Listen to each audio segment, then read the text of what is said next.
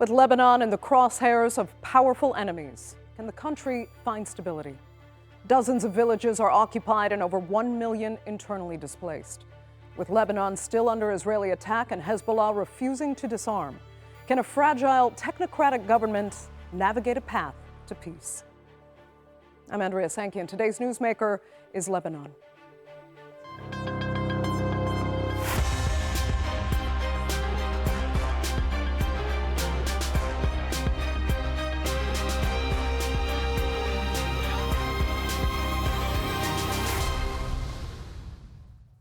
Well, few countries in the world are as politically and socially complicated as Lebanon. And right now, the nation is being tested at almost every level, whether it's the Israel-Hezbollah war that's destroying and occupying the south, the sectarian divide, or its government of technocrats struggling to manage a severe economic crisis. The challenges are intimidating at best. Here's a look now at some of those obstacles and the history behind them. Lebanon has become somewhat of a case study in the region for how sectarian politics affect a Middle Eastern country. It ranks poorly on international corruption monitors and transparency watchdog lists. The political system is built on power sharing, a feature aimed solely at avoiding repeats of a brutal civil war and bloodshed in the country's past. The president must be a Maronite Christian. The prime minister, a Sunni Muslim, and the parliament's speaker, a Shia Muslim.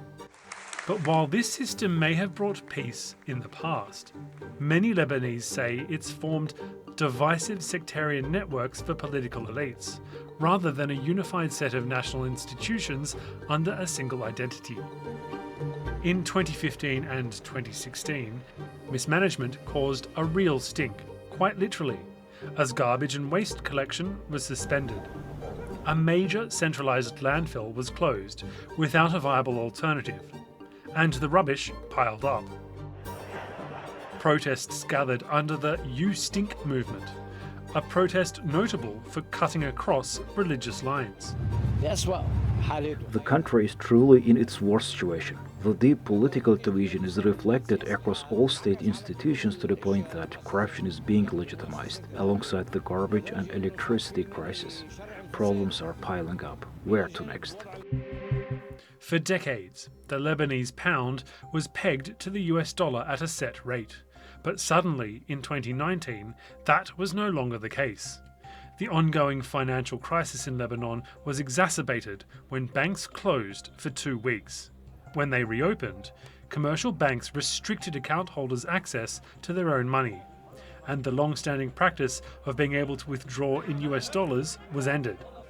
Prices, unemployment, and inflation skyrocketed. The Prime Minister at the time, Saad Hariri, resigned, and the new Prime Minister said Lebanon would default on some of its debts. In August 2020, this happened.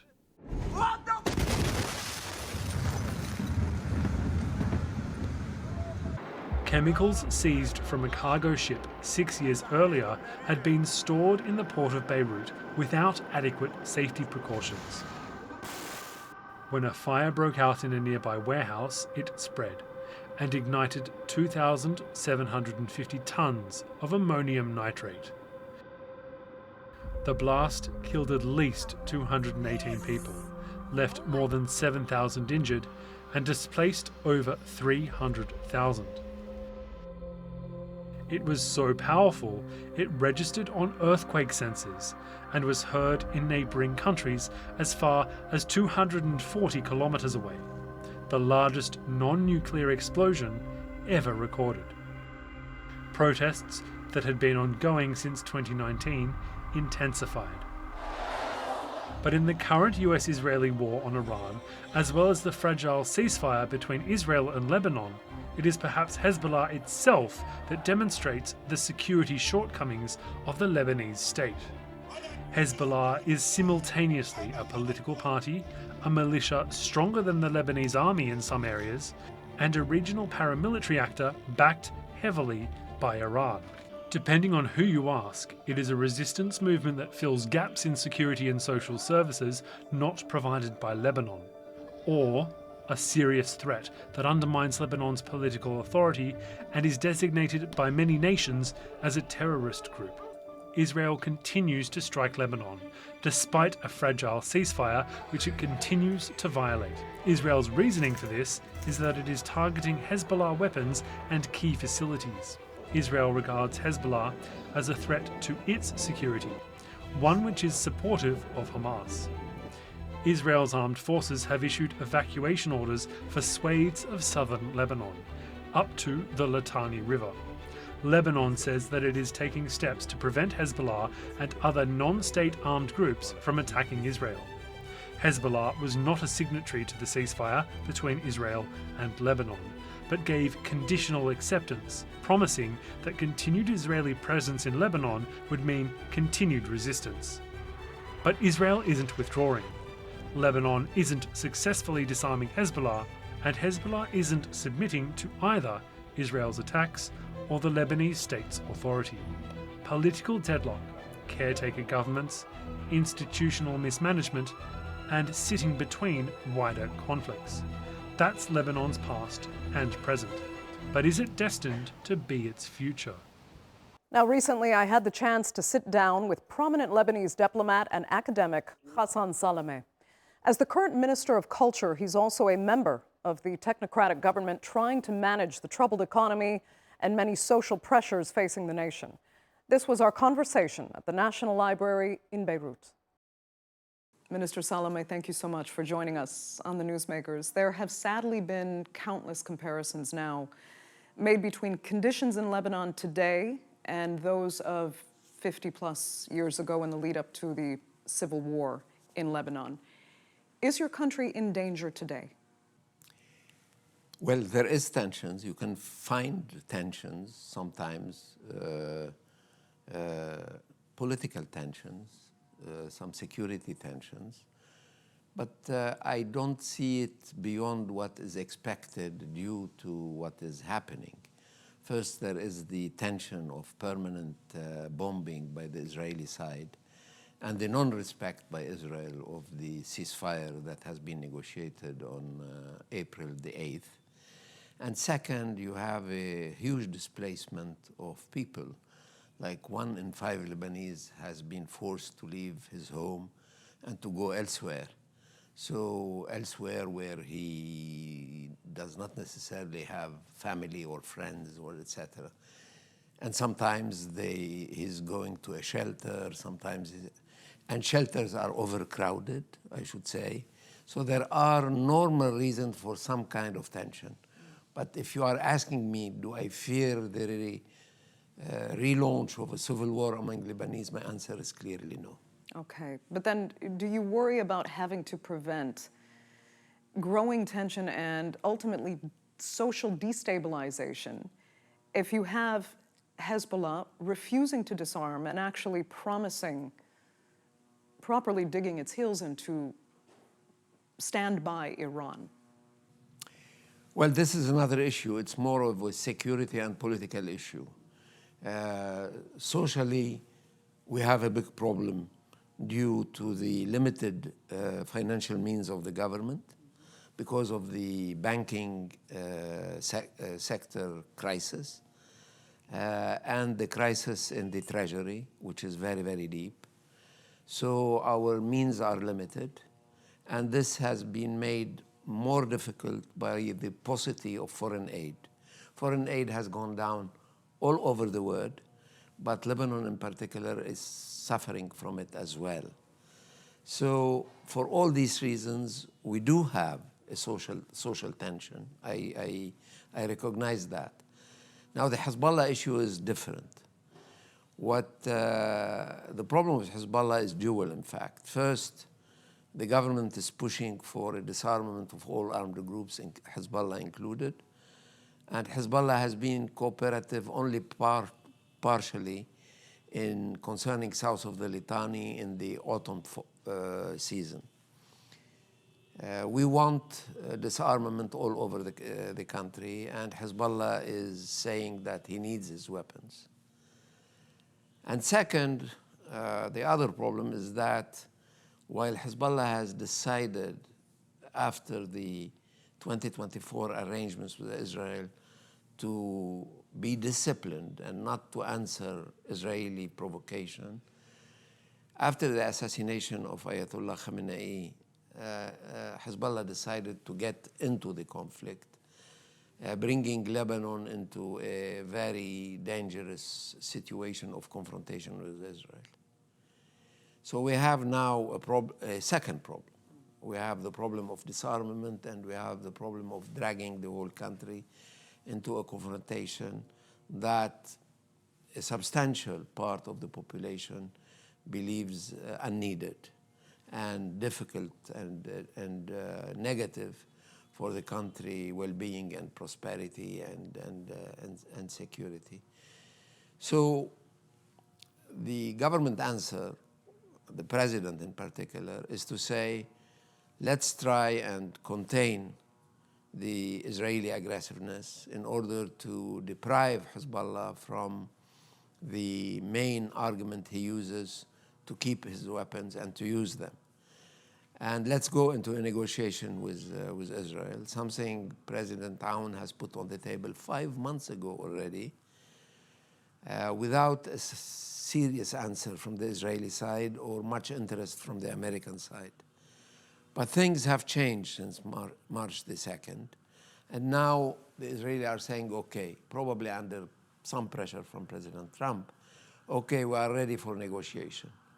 But we have decided that negotiation is the way to go in order to have a better position as government, both with Israel and with Hezbollah. Then what do you say to those Lebanese who argue signing any ceasefire with Israel is absolutely pointless if Hezbollah is not given, the proverbial seat at the table or any say whatsoever? It actually, many feel, antagonizes Hezbollah to continue its battle because it represents a different... Hezbollah is not against negotiation for a ceasefire, nor against a ceasefire. Our problem with the ceasefire is rather with the Israeli side. But Hezbollah is ready to accept a ceasefire, and we know that. And we have one experience with them, that is the period between November 24 and March 26, where they have had a lot of assassination in their ranks by the Israeli side, but they didn't respond. So there is an availability of some kind of positive answer from Hezbollah to a ceasefire agreement. And they are not against us negotiating, us as a government, negotiating a ceasefire agreement. They are certainly against something more, getting into a negotiation for a peace treaty with Israel or a full-fledged security treaty. They are against that. And they are against the fact that the negotiations are direct and not indirect as the negotiation of 2022 had been. But they are not against the Lebanese government negotiating in their and other Lebanese name a ceasefire agreement. Well, it's good to hear you say that so clearly, because there are, some would argue, indications to the contrary, because they argue Israel now occupies 68 villages. Bint Jabal resembles Gaza, and that Hezbollah is necessary. It's necessary for them to stay armed and to be ready to fight in the interest of protecting Lebanon from the greater Israel ideology that is becoming more prevalent among Israelis. Well, they say that. I agree. But on the other side, they are not against a ceasefire, because one needs to distinguish between possessing their arms and using them. They are against anybody coming and saying you should give us back your weapons. This is certain, and this has been a sort of difficult dialogue with them for now more than a year. But using their weapons is something else. They have used their weapons on March the 2nd, and they see that the result has been devastating. They see, like anybody else, the result is devastating, because the new thing in Israel's behavior is that they have had already security zones in the past. They have been able to impose a security zone in South Lebanon between 1978 and the year 2000, when they were compelled to withdraw. But they did not destroy the villages, nor they prevented the civilians from remaining in their homes. This time, they have entirely destroyed villages, and they have pushed the population outside. And this population has no hope of going back to their villages because nothing is left of something like 58 villages in South Lebanon. So the Israeli reaction to our engagement in the war by Hezbollah initiative has been devastating in the eyes of all Lebanese, Hezbollah included. That is why, while they stick to their weapons, they are not against the principle of a ceasefire in order for everybody to breathe. Okay, so you have a sense of understanding for their position, but you've also criticized the people involved in the disarmament issue for, I'm quoting you, laziness in disarming Hezbollah, because we know a deadline was set for year's end 2025. Not only did disarmament not happen, but the use of weapons has actually escalated. So what really has gone wrong, and how does laziness factor in? Does it seem that the foreign elements involved want to oversimplify? I would like to underline 3 facts. The first fact that everybody tends to forget is that before this war, and the penultimate one, it was taught in universities that Hezbollah was by far the largest non-state armed group in the world. Do you hear me? In the world, not even in the Middle East. So you are not talking about a small armed group or small militia.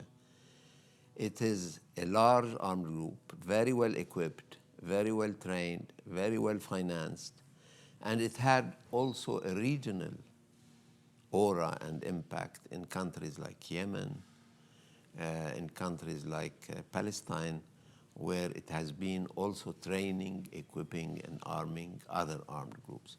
Second, the government has created, is the first government in like 40 years to establish the legal framework for disarmament, because decisions were taken for the first time by the government in order to call for the disarmament of all armed groups, Palestinian included, but also Hezbollah, in decisions taken in August 2025 and again in March the 2nd of this year. So there is now a legal framework for that was not non-existent. 3, there was a partial implementation of that during the fall of 2025 in South Lebanon. I can tell you that it was not 100% disarmament of Hezbollah in all of South Lebanon, but we certainly, the army did certainly, I can't give you a figure, was able to take out 50, 60, or 70% of this, and there was supposed to be a second phase for the disarmament that the army put before the Council of Ministers, but everything was frozen, of course, because of the war. Now there is another thing. There was the idea that the Israeli army came into Lebanon in 2024 and did a lot of harm to the Hezbollah.